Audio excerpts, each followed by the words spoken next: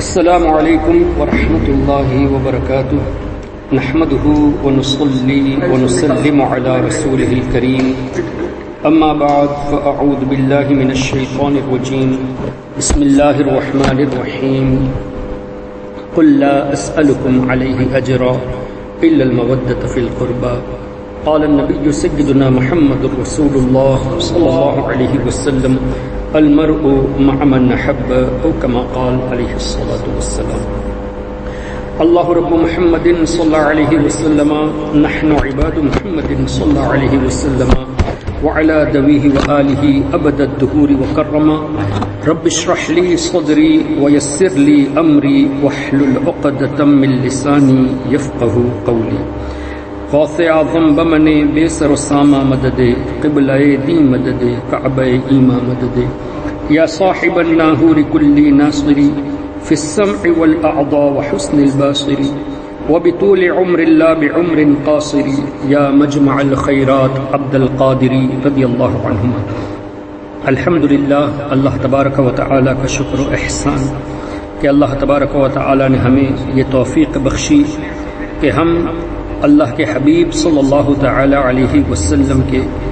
ایسے چہیتے جن کو پوری دنیا سید الساجدین کے لقب سے یاد کرتی ہے، زین العابدین کے لقب سے یاد کرتی ہے، اور حق تو یہ ہے، حقیقت تو یہ ہے۔ ایک روایت نظر سے گزری جہاں سیدنا جابر رضی اللہ تعالیٰ عنہ فرماتے ہیں کہ ایک مرتبہ نبی پاک صلی اللہ تعالی علیہ وسلم کی مقدس بارگاہ میں حضرت سیدنا مولا علی مشکل کشا رضی اللہ تعالی عنہ حاضر ہوئے، اور ان کے ہاتھ میں سیدنا مولا کائنات امام حسین رضی اللہ تعالی عنہ تھے، یعنی حضرت علی رضی اللہ عنہ امام حسین رضی اللہ تعالی عنہ کو لے کر نبی پاک صلی اللہ علیہ وسلم کی بارگاہ میں تھے، اور حضور علیہ الصلاۃ والسلام نے کچھ اس طرح کی بشارت دی کہ حسین رضی اللہ تعالی عنہ کے یہاں ایک لڑکا ہوگا جن کا نام علی، اور میدان محشر میں ایک نادی انہیں زین العابدین کہہ کر پکارے گا، اور علی یعنی امام زین العابدین رضی اللہ تعالیٰ عنہ اس وقت اٹھیں گے۔ تو زین العابدین کا لقب نبی پاک صلی اللہ تعالی علیہ وسلم کی طرف سے عطا ہوا ہے۔ پھر مزید بشارت یہ بھی دی گئی کہ اے جابر، علی یعنی زین العابدین رضی اللہ تعالیٰ عنہ کے یہاں ایک لڑکا ہوگا جن کا نام محمد باقر، اللہ اکبر، اور جب ان سے اگر تمہاری ملاقات ہو تو میرا سلام پیش کر دینا۔ اس طرح کی روایت تذکرہ مشائخ قادریہ میں درج ہے، اللہ اکبر۔ اب جن کو نبی پاک صلی اللہ تعالی علیہ وسلم نے زین العابدین، عبادت گزاروں کی زینت فرما دیا، عبادت گزاروں کے سردار فرما دیا، ان کی کیا شان۔ یہی وجہ ہے کہ آج حضرت سیدنا علی رضی اللہ تعالیٰ عنہ یعنی امام زین العابدین رضی اللہ تعالیٰ عنہ کو لوگ اسی نام سے زیادہ یاد کرتے ہیں کہ امام زین العابدین۔ اچھا، اس میں کیا ہے کہ ان کا نام علی کیوں رکھا گیا جبکہ ان کے دادا بھی حضرت مولا علی مشکل کشا رضی اللہ عنہ ان کا نام علی ہے؟ تو فرماتے ہیں کہ سیدنا امام علی مقام امام حسین رضی اللہ تعالیٰ عنہ کی عادت کریمہ تھی کہ وہ اپنے صاحبزادوں کے نام سیدنا علی رضی اللہ تعالیٰ عنہ کی محبت میں، ان کی تعظیم میں علی رکھتے تھے، اور یہی وجہ ہے کہ پہچان کے لیے علی کے ساتھ علی اکبر، علی اصغر، علی اوسط وغیرہ اس طرح کہا جاتا ہے۔ تو سیدنا امام زین العابدین رضی اللہ تعالیٰ عنہ یہ وہ عظیم ہستی ہے جن کے بارے میں نبی پاک صلی اللہ تعالیٰ علیہ وسلم نے بشارت عطا فرمائی، اور میدان کربلا میں جہاں انہوں نے خود اپنی آنکھوں سے دیکھا کس طرح ظلم و ستم کیے گئے، اس وقت ان کی طبیعت ناساز تھی، اور سیدنا امام زین العابدین رضی اللہ تعالیٰ عنہ غالباً جب امام علی مقام رضی اللہ تعالیٰ عنہ سے اجازت چاہتے تھے کہ مجھے بھی اجازت دے جنگ کے لیے، سیدنا امام علی مقام امام حسین رضی اللہ تعالیٰ عنہ نے ان کی اس بات کو اس انداز میں رد فرمایا۔ رد سے مراد یہ کہ اس انداز سے بات کو اس طرح فرما دیا کہ اے زین العابدین، اے علی، میری نسل تم سے ہونی ہے،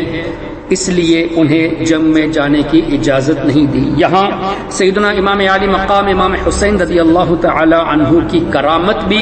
ظاہر ہوتی ہے۔ اللہ تعالیٰ نے انہیں علم غیب سے نوازا تھا، وہ جانتے تھے چونکہ نبی پاک صلی اللہ علیہ وسلم نے ان کے تعلق سے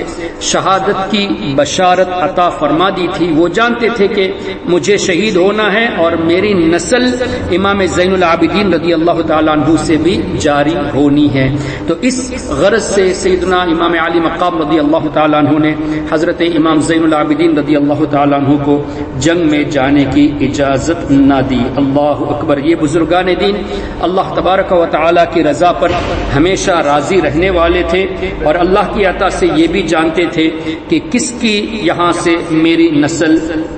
آئندہ باقی رہنی ہے۔ حضرت سیدنا امام زین العابدین رضی اللہ تعالیٰ عنہ کی ولادت 5 شعبان 38 ہجری میں بروز جمعرات کو ہوئی، اور ان کی خصوصیت یہ ہے کہ پہلے 2 سال سیدنا مولا علی مشکل کشا رضی اللہ تعالی عنہ کی گود میں انہوں نے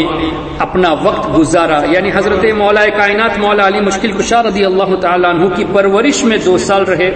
پھر ان کے چچا بلکہ تایا سیدنا امام حسن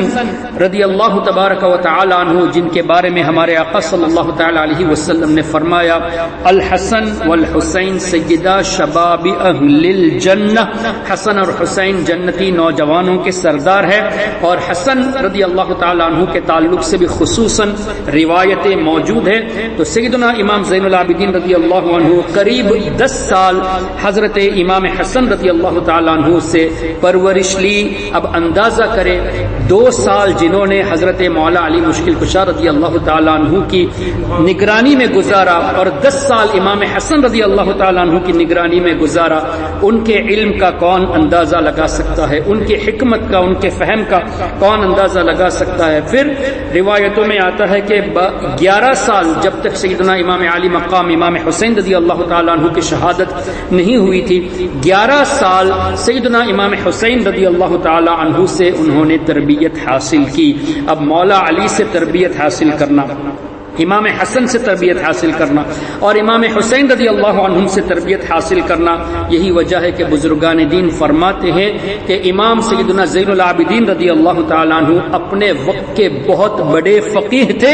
اور ان سے بڑھ کر اس زمانے ان کے زمانے میں اور کوئی نہیں تھا۔ اور یہ کیسے ممکن نہ ہو جب سیدنا امام زین العابدین رضی اللہ تعالیٰ عنہ جس گھر سے ہیں اور جن سے تربیت پائی ہے ان کی شان ہی نرالی ہے، تو یقیناً ان کی بھی شان بہت ہی اعلیٰ ہے۔ پھر سیدنا امام زین العابدین رضی اللہ تبارک و تعالی عنہ، انہوں نے جب دیکھا واقعات کربلا، ان کی نظروں کے سامنے یہ سب ہوا تھا،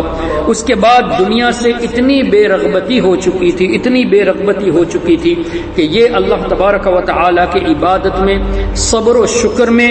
اور سخاوت میں، لوگوں کو سکھانے میں، علم پڑھانے میں اپنا وقت گزار دیا، یہاں تک کہ صابر ایسے کہ جب انہیں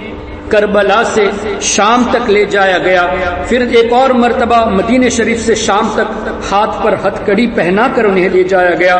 اس وقت بھی الحمدللہ کہا کرتے تھے، اللہ کا شکر ادا کیا کرتے تھے، اور کبھی بھی کوئی شکوہ ان کی طرف سے سننے کو نہیں ملا۔ تقدیر پر راضی رہنے والے، ایسے راضی رہنے والے کہ ان کے واقعات سن کر لوگ نصیحت حاصل کرے اور لوگ اپنی عاقبت کو سدھارے۔ سبحان اللہ۔ پھر جب الحمدللہ کی بات یاد آ گئی تو حدیث پاک کی روشنی میں ایک مرتبہ الحمدللہ کہنا یہ اللہ تعالیٰ کی نعمت کا شکر ہوا، اور جس نے اللہ کے نعمت پر الحمدللہ کہا، حدیثوں کی روشنی میں یہ الحمدللہ کہنا اس نعمت سے بڑھ کر نعمت ہے، اور 2 مرتبہ الحمدللہ کہنا یہ شکرانے کے طور پر، یعنی بہت اچھے طریقے سے شکر ادا کرنا ہوا۔ کسی نے کسی نعمت پر 2 مرتبہ الحمدللہ کہہ دیا تو یہ اچھے طریقے سے اس نے شکرانہ ادا کیا، اور کسی نے 3 مرتبہ الحمدللہ کہہ دیا تو حدیث میں روایتوں میں کچھ اس طرح آیا ہے، اللہ تعالیٰ کے اوپر کوئی چیز واجب نہیں، لیکن اللہ تبارک و تعالیٰ اپنے اوپر اپنے کرم سے اس کو مزید نوازتا ہے، سبحان اللہ۔ یہی وجہ ہے کہ ہم نے دیکھا سیدنا سرکار غوث اعظم شیخ عبد القادر جیلانی رضی اللہ تعالیٰ عنہ نے ان حدیثوں پر عمل کرتے ہوئے اور دوسروں کو بھی ترغیب دینے کے لیے ایک شعر لکھا ہے جس میں 5 مرتبہ الحمدللہ کہا گیا ہے۔ جو دن میں 5 مرتبہ یعنی کسی بھی نعمت پر اس طرح 5 مرتبہ الحمدللہ پڑھ لیتا ہے، اللہ تبارک و تعالی اسے انشاءاللہ مزید نعمتوں سے نوازے گا۔ تو وہ قصیدہ جو سرکار غوث پاک نے تحریر فرمایا ہے وہ میں ابھی پڑھوں گا، 3 مرتبہ انشاءاللہ ہم پڑھیں گے تاکہ سن کر آپ بھی اس کو پڑھ لیں۔ الحمدللہ حمدا دائما ابدا، الحمد للہ ثم الحمد للہ، الحمد للہ رب العالمین علی ما کان یلہمنی، الحمد للہ الحمد للہ حمدا دائما ابدا، الحمد للہ ثم الحمد للہ، الحمد للہ رب العالمین علی ما کان یلہمنی، الحمد للہ الحمد للہ حمدا دائما ابدا، الحمد للہ ثم الحمد للہ، الحمد للہ رب العالمین علی ما کان یلہمنی، الحمد للہ۔ ان چاروں مصروں میں 5 مرتبہ الحمدللہ کہا گیا ہے۔ تو اس طرح کوئی اللہ تعالیٰ کا شکر ادا کرتا ہے تو سرکار غوث پاک رضی اللہ تعالیٰ عنہ کے طریقے پر عمل بھی ہو جائے گا اور اللہ تبارک و تعالیٰ کا شکر بھی اس نے ادا کر دیا ان الفاظوں کے ساتھ، سبحان اللہ۔ سیدنا امام زین العابدین رضی اللہ تعالیٰ عنہ ایسے عبادت گزار تھے کہ ان کے بارے میں روایتوں میں آتا ہے کہ رات و دن میں 1000 نوافل پڑھا کرتے تھے، اور جب نماز پڑھتے تو نماز میں ایسے مشغول ہو جاتے، ایسے انگرسڈ ہو جاتے اللہ تعالیٰ کے خوف میں، ایسے یہ اپنے آپ میں محو ہو جاتے کہ ایک مرتبہ یہ جب نماز میں تھے تو ان کے گھر میں آگ لگ گئی تھی اور لوگ آئے آگ کو بجھانے کے لیے، لیکن سیدنا امام زین العابدین رضی اللہ تعالیٰ عنہ کو دیکھا کہ وہ اپنی نماز ہی میں مشغول تھے۔ جیسے نماز سے فارغ ہوئے لوگوں نے کہا کہ حضرت آپ نماز میں تھے، آپ کے گھر میں آگ لگ رہی تھی اور ہم نے مل کر آگ کو بجھایا ہے۔ سیدنا امام زین العابدین رضی اللہ تعالیٰ عنہ نے فرمایا تم نے میرے گھر کو آگ سے بچانے کی کوشش کی، میرے گھر کی آگ کو بجھانے کی کوشش کی، اور میں جہنم کی آگ کو بجھانے کی کوشش میں تھا۔ اللہ اکبر۔ یعنی اس طرح یہ نمازیں بھی ادا کرتے کہ اللہ تبارک و تعالیٰ کا خوف ان کے دلوں میں ایسا بسا ہوا تھا کہ ان کی ہر بات سے لوگوں کو سبق ملتا ہے۔ پھر مزید اتنا تقوی کہ حج کے موقع پر احرام باندھنے کے بعد ہم سب جانتے ہیں کہ لبیک یہ پڑھا جاتا ہے، لیکن امام زین العابدین رضی اللہ تعالیٰ عنہ لبیک نہیں پڑھے۔ لوگوں نے کہا کہ حضور لبیک اس کو پڑھنا چاہیے، احرام کی حالت میں یہ ضروری قرار دیا گیا ہے۔ تو سیدنا امام زین العابدین رضی اللہ تعالیٰ عنہ کا تقوی دیکھے، وہ فرماتے ہیں کہ میں لبیک کہوں اور کہیں اللہ تعالیٰ کے یہاں سے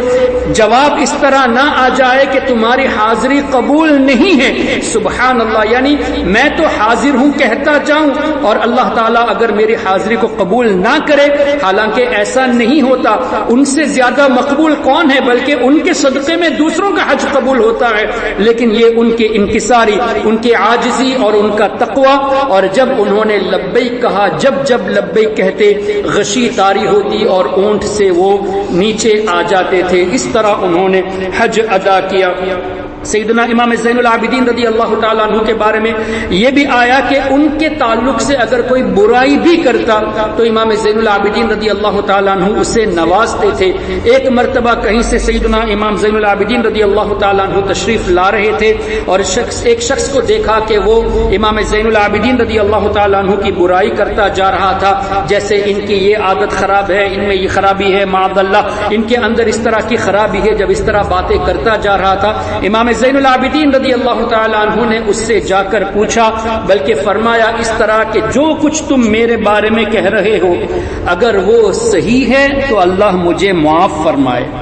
اور جو کچھ تم میرے بارے میں کہہ رہے ہو اگر وہ غلط ہے تو اللہ تجھے معاف فرمائے۔ سبحان اللہ۔ دیکھا ہم نے کہ کس طرح سیدنا امام زین العابدین رضی اللہ تعالیٰ عنہ نے ہمیں سبق دیا کہ کوئی ان کی برائی کرتا ہے، یہ نہیں کہتے کہ میرے اندر یہ برائی نہیں، بلکہ عاجزی دیکھے کہ اگر جو کچھ تم کہہ رہے ہو وہ سچ ہے تو اللہ مجھے معاف فرمائے، اور اس کی برائی کرنے کی جگہ یوں فرماتے ہیں کہ جو کچھ تم کہہ رہے ہو اگر وہ غلط ہے تو اللہ تمہیں معاف فرمائے۔ یہ سننا تھا کہ وہ شخص عاجز ہو گیا اور امام زین العابدین رضی اللہ تعالیٰ عنہ سے معافی مانگی کہ حضور آپ کے اندر کوئی بھی ایسی بات نہیں ہے، کوئی آپ کے اندر خرابی نہیں ہے، بلکہ غلطی میری تھی، میں نے جان بوجھ کر اس طرح کیا ہے، کہہ کے اس شخص نے قبول کیا اور امام زین العابدین رضی اللہ تعالیٰ عنہ سے معافی بھی مانگی۔ اس طرح کے بہت سارے واقعات اور لوگوں کو نوازنا، سخاوت، یہ تو ان کے در میں ان کے خاندان کی ان کے خاندان میں وراثت میں یہ ملی ہے۔ سیدی اعلیٰ حضرت امام اہل سنت مولانا شاہ احمد رضا خان فاضل بریلوی رضی اللہ تعالیٰ عنہ نے نبی پاک صلی اللہ تعالیٰ علیہ وسلم کی شان میں کیا خوب فرمایا، واہ کیا جود و کرم ہے شہ بطحا تیرا، نہیں سنتا ہی نہیں مانگنے والا تیرا۔ نبی پاک صلی اللہ علیہ وسلم سے مانگنے والا کبھی لا کا لفظ سنتا نہیں، بلکہ حدیث میں ہے کہ صحابہ فرماتے ہیں کہ ہم نے لا الہ الا اللہ کے علاوہ حضور کو کبھی کسی کے سوال پر لا کہتے ہوئے نہیں سنا۔ اللہ اکبر۔ پھر مزید سیدنا رسول کریم صلی اللہ علیہ وسلم کے توسل سے ان کے گھرانے میں بھی اللہ تبارک و تعالی نے یہ خوبی رکھی کہ وہ بھی ایسے نوازتے تھے، جیسا کہ ہم واقعات میں سنتے ہیں سیدہ فاطمہ الزہرا رضی اللہ تعالی عنہا کی سخاوت، سیدنا امام حسن کی سخاوت، سیدنا امام حسین کی سخاوت، اور انہی کے خاندان کے سیدنا غوث اعظم شیخ عبد القادر جیلانی کی سخاوت، امام جعفر الصادق کی سخاوت، امام جعفر صادق کے صاحبزادے سیدنا موسی الکاظم رضی اللہ تعالیٰ عنہ کی سخاوت۔ بات آ گئی تو یہ بھی ہم سنتے چلے کہ ایک مرتبہ سیدنا امام موسی الکاظم رضی اللہ تعالیٰ عنہ، انہیں کاظم کیوں کہا جاتا ہے، وہ غصے کو پی جاتے تھے۔ اللہ تبارک و تعالیٰ نے ان کے اندر ایسی ہمت، ایسی قوت عطا فرمائی تھی کہ وہ غصے کو پی لیتے تھے، اور غصے میں قابو کرنا یہی تو سب سے بڑی بڑا طاقتور ہونے کی دلیل ہے۔ ایک مرتبہ کچھ اس طرح کا واقعہ تھا، سیدنا امام موسی الکاظم رضی اللہ تعالیٰ عنہ کی خادمہ کے ہاتھ سے سیدنا موسی الکاظم رضی اللہ تعالیٰ عنہ کے صاحبزادے کے اوپر غالباً گرم پانی گرا تھا اور اس میں ان کی شہادت ہو گئی تھی، جبکہ وہ ننھے بچے تھے۔ خادمہ جب سیدنا امام موسی الکاظم رضی اللہ تعالیٰ عنہ کی بارگاہ میں آئی، یہ معاملہ دیکھا تو سیدنا موسی الکاظم رضی اللہ تعالیٰ عنہ بجائے اس کے کہ اس کو ڈانٹتے یا اس کے اوپر کوئی کیس کرتے، جیسے قاضی کے پاس لے جا کر قصاص لینا، نہیں، بلکہ سیدنا موسی الکاظم رضی اللہ تعالیٰ عنہ نے اس باندی کو یعنی اس میڈ کو آزاد فرما دیا کہ تو آزاد ہے۔ اللہ اکبر۔ یعنی اپنے غصے کو اس طرح پی جاتے تھے۔ یہی وجہ ہے کہ ہمارے بزرگان دین فرماتے ہیں، چونکہ بات آ گئی تو ایک عمل بھی سن لیتے ہیں بزرگان دین کی طرف سے، کسی کے یہاں میاں بیوی کے درمیان اگر کوئی نا اتفاقی ہو، کوئی جھگڑا ہوتا ہو، کسی طرح کا ڈسپیوٹ ہو، تو انہیں چاہیے کہ فاتحہ شریف دلائے اور اس کا ثواب سیدنا موسی الکاظم رضی اللہ تعالیٰ عنہ کی روح مبارک کو ایصال کرے، ان کو گفٹ کرے، اور 3 کھانے کی پارسل بنائے، یعنی 3 کھانے بنائے، ایک خود کھائے، ایک کسی رشتہ دار کو دے دے اور ایک کسی غریب کو دے دے۔ فاتحہ پڑھ کر ایصال ثواب کرے سیدنا موسی الکاظم رضی اللہ عنہ کی روح مقدسہ کو، اور ایک کھانا خود کھائے، ایک کسی رشتہ دار کو دے دے اور ایک کسی غریب کو دے دے۔ انشاءاللہ اس کی برکت سے اس طرح کے نا اتفاقی کیا ختم ہو جائے گی. یہ ہے سخاوت ان بزرگان دین کی. پھر انہی کے خاندان میں سے سیدنا خواجہ خواجگاں خواجہ معین الدین رضی اللہ تعالیٰ عنہ کی سخاوت کون نہیں جانتا. دنیا انہیں حسن سنجری سے کم یاد کرتی ہے, غریب نواز سے زیادہ یاد کرتی ہے. کیوں؟ یہ سخی گھرانہ ہے. اللہ تبارک و تعالیٰ نے ان کو سخی بنایا ہے. تو سیدی اعلیٰ حضرت امام اہل سنت نے یہاں تک فرما دیا نبی پاک صلی اللہ علیہ وسلم کی شان میں, جو حقیقت پر مبنی ہے کہ دھارے چلتے ہیں عطا کے وہ ہے قطرہ تیرا, تارے کھلتے ہیں سخا کے وہ ہے ذرہ تیرا. یعنی اتنے بڑے خزانے جو نبی پاک صلی اللہ علیہ وسلم بات رہے ہیں, یہ حضور کی عطا میں سے ایک قطرہ ہے. تو قطرے کا یہ عالم ہے کہ یہ دریا کی طرح بہ رہے ہیں. تو پھر سرکار صلی اللہ علیہ وسلم کی مکمل سخا جو ہماری سمجھ سے باہر ہے, کون اندازہ کر سکتا ہے. سیدنا امام زین العابدین رضی اللہ تعالیٰ عنہ ایسے عابد جیسے نماز کے تعلق سے بتایا گیا, اسی طرح سیدنا امام جعفر صادق رضی اللہ عنہ جن کے دادا ہوتے ہیں امام زین العابدین, امام زین العابدین کے صاحبزادے امام محمد باقر رضی اللہ عنہ اور ان کے صاحبزادے سیدنا امام جعفر الصادق رضی اللہ تعالیٰ عنہ. تو امام جعفر الصادق رضی اللہ عنہ فرماتے ہیں کہ میرے دادا کی یہ شان تھی کہ جب وہ قرآن کریم کی تلاوت فرماتے تو اتنی میٹھی آواز اور اتنی درد بر انداز سے قرآن کریم کی تلاوت ہوتی ہے, کما قال کہ لوگ ارد گرد جمع ہو جاتے اور لوگوں کے دلوں میں اللہ کا خوف بیٹھ جاتا تھا. اس انداز سے تلاوت قرآن سیدنا امام زین العابدین رضی اللہ تعالیٰ عنہ کیا کرتے تھے. اللہ اکبر. اس طرح کے ایک دو نہیں, کئی واقعات ہمارے بزرگان دین نے تحریر فرمایا ہے سیدنا امام زین العابدین رضی اللہ تبارک و تعالیٰ عنہ کے تعلق سے. تو ہمیں چاہیے ان بزرگان دین کی تعلیمات پر ہم عمل کریں, ان کے واقعات کو مزید سنیں تاکہ ہمارے بچوں کے اندر بھی جذبہ ایمانی پیدا ہو. پھر مزید سیدنا امام علی مقام امام زین العابدین رضی اللہ تبارک و تعالی عنہ کو جب ملک شام لے جایا گیا, یزید کے سامنے پیش کیا گیا, تو ہم سب جانتے ہیں کہ کس طرح ظلم و ستم ہوئے. سیدنا امام زین العابدین رضی اللہ تعالیٰ عنہ کو جب بولنے کا موقع دیا گیا تو انہوں نے یزید سے کہا کہ میری 4 شرائط ہے. ایک شرط تو یہ ہے کہ میرے والد محترم اور میرے رفقا کے جو قاتل ہیں ان کو میرے حوالے کر دیے جائے. دوسری شرط یہ ہے کہ مجھے آج جمعہ کا دن ہے, یہاں جمعہ کا خطبہ پڑھنے کا موقع دیا جائے. تیسری شرط یہ تھی کہ میرے ساتھیوں کے ساتھ جو میرے گھر والے ہیں ان کے ساتھ مجھے مدینہ شریف روانہ کیا جائے. اور چوتھی شرط یہ تھی کہ شہداء کرام کے جو سر مبارک ہے وہ ہمارے حوالے کر دیے جائے. 4 شرائط انہوں نے رکھے تھے. ایک یہ کہ جمعہ کا دن ہے, خطبہ کا موقع دیا جائے, امام حسین رضی اللہ عنہ کے قاتل کو ہمارے سپرد کیا جائے, شہداء کرام کے سروں کو ہمارے سپرد کیا جائے, اور مدینہ شریف جانے کے لیے اہتمام کر دیا جائے. یزید نے 4 شرطوں کو قبول تو کر لیا, لیکن اس وقت ایک نے دوسرے کے اوپر الزام ڈالا کہ میں نے تھوڑی قتل کیا, قتل تو فلاں نے کیا. خولی نے کہا کہ میں نے نہیں کیا, شمر نے قتل کیا. شمر نے کہا کہ ہم کیوں کریں قتل, ہمیں جس نے حکم دیا اس کو پکڑنا چاہیے, اس لیے کہ ہمیں پیسے دیے گئے, ہمیں جائیداد دی گئی, ہمیں ہتھیار دیے گئے کہ قتل کرنے کے لیے, تو جس نے حکم دیا اس کو سزا کا حقدار ٹھہرایا جائے. تو یزید اس بات پر سمجھ گیا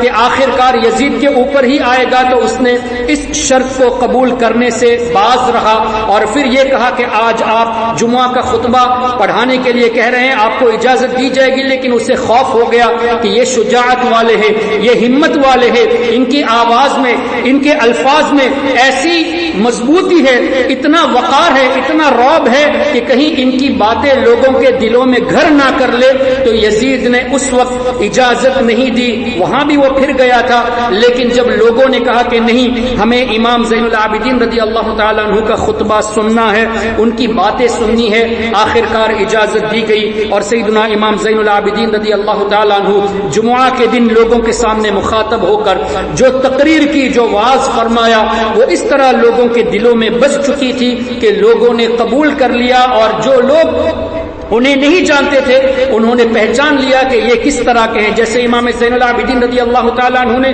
کچھ اس طرح اپنے خطبے میں ارشاد فرمایا کہ میرے والد تو وہ ہیں کہ جن کو جنتی نوجوانوں کے سردار ہونے کی بشارت دی گئی ہے، میرے تایا تو وہ ہیں جن کے بارے میں نبی پاک صلی اللہ علیہ وسلم نے اس طرح فرمایا، میری دادی سیدہ کائنات فاطمہ الزہرا رضی اللہ تعالیٰ عنہ ہے، اور میرے نانا جان نبی پاک صلی اللہ تعالیٰ علیہ وسلم کی شان تو یہ ہے کہ وہ صاحب کوثر ہے، صاحب جود و عطا ہے، صاحب مقام محمود ہے، صاحب شفاعت ہے۔ اس طرح کا جب خطبہ نبی پاک صلی اللہ تعالیٰ علیہ وسلم کی شان اور اہل بیت اطہار کی شان بیان کرتے ہوئے خطبہ دے رہے تھے، لوگوں کے دلوں میں ان کی بات اس طرح گھر کر گئی کہ لوگوں کو احساس ہوا کہ جو کچھ بھی ہوا یزید کی طرف سے وہ غلط ہوا، اور آخر کار یزید سے برداشت نہیں ہوا، اس نے مؤذن کی طرف اشارہ کیا کہ جلدی اذان پڑھو تاکہ یہ تقریر ختم کر دی جائے۔ اس طرح ظلم و ستم کیے گئے، لیکن پھر بھی امام عالی مقام سیدنا امام زین العابدین رضی اللہ تعالیٰ عنہ، جیسا کہ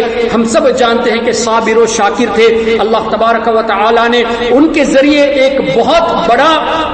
اہتمام فرمایا کہ آج پوری دنیا میں سادات کرام کی اکثریت جو ہے وہ سیدنا امام زین العابدین رضی اللہ تعالیٰ عنہ کے ذریعے سے ہیں، اور انہی کی اولاد میں سے ہمیں امام باقر رضی اللہ تعالیٰ عنہ جیسے عظیم بزرگ ملے، انہی کی اولاد میں سے سیدنا امام جعفر صادق رضی اللہ تعالیٰ عنہ جیسے عظیم ہستی ملی، جن کے بارے میں آتا ہے کہ سیدنا امام اعظم امام ابو حنیفہ رحمۃ اللہ علیہ نے فرمایا کہ لولا السنتان لہلک النعمان، میں نے 2 سال امام جعفر صادق کی بارگاہ میں گزارے، اگر یہ 2 سال نہ ہوتے تو ابو حنیفہ ہلاک ہو گیا ہوتا۔ کہیں کسی جگہ لوگوں نے پوچھا تھا، جیسا کہ حضرت علامہ سید شاہ تراب الحق قادری رحمۃ اللہ علیہ نے بھی بیان فرمایا، اور بھی جگہوں پہ یہ تحریر ہے کہ کسی نے پوچھا کہ حضور امام اعظم سے کہ آپ کی عمر کتنی ہے؟ امام اعظم نے فرمایا 2 سال۔ تو لوگوں نے کہا کہ حضور کیا آپ مذاق کرتے ہیں؟ آپ ضعیف ہو چکے ہیں، سفید داڑھی ہے، اور کہتے ہیں کہ 2 سال ہے؟ تو فرمایا کہ دراصل بات یہ ہے کہ وہ جو 2 سال میں نے امام جعفر صادق کی مقدس بارگاہ میں گزاری، اصل میری زندگی تو وہ ہے۔ اللہ اکبر! اس طرح کے ارشادات ہمیں ملتے ہیں، اور امام مالک رضی اللہ عنہ بھی امام جعفر صادق کے مرید تھے، امام اعظم بھی امام جعفر صادق رضی اللہ تعالیٰ عنہ کے مرید تھے، اور انہی کی اولاد میں سے سیدنا موسیٰ الکاظم، سیدنا علی رضا اور اس طرح کے بڑے بڑے بزرگان دین تھے۔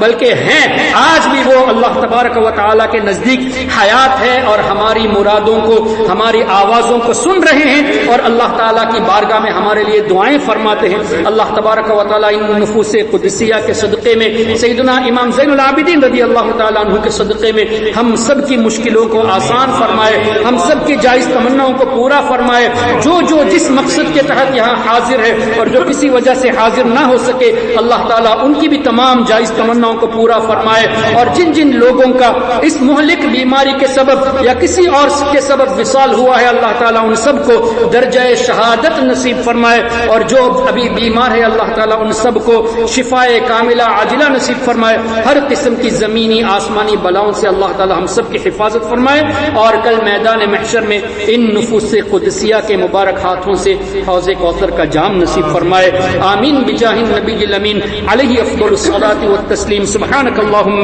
وبحمدک اشہد ان لا الہ الا انت استغفرک واتوب الیک۔ والسلام علیکم ورحمۃ اللہ۔